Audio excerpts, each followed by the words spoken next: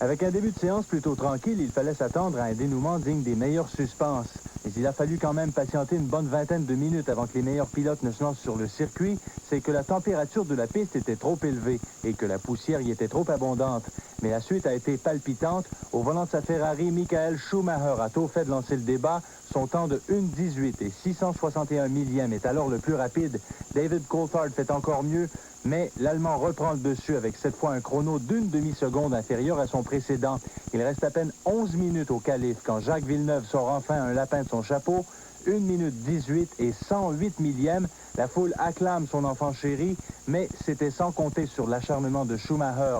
5 minutes avant la limite, il signe une performance éclatante qui lui permet de devancer Villeneuve. C'est un petit peu dommage ici à Montréal, surtout que je crois que c'est 13 millième, donc c'est quand même très serré, c'est un rien. C'est à peu près comme l'année dernière, ça s'était joué dans les dernières secondes aussi. Mais bon, je savais avant d'arriver à Montréal que ce serait la piste la plus difficile, surtout en qualif. Elle s'adapte le moins à la Williams Renault puisque c'est une piste où on tourne avec très peu d'ailerons et aussi il y a très peu de virages rapides.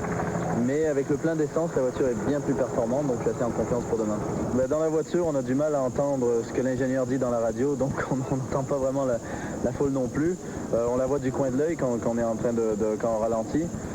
Mais c'est sûr, c'est une très bonne foule en fait, parce qu'elle applaudit n'importe qui va vite, donc ça c'est fabuleux à voir. Pour la 15e fois de sa carrière, Schumacher partira bon premier et pour une deuxième année de suite, chez lui, Villeneuve s'élancera de la deuxième place. C'est à guichet fermé que ce Grand Prix sera présenté. Michel Chabot pour TVA Sport.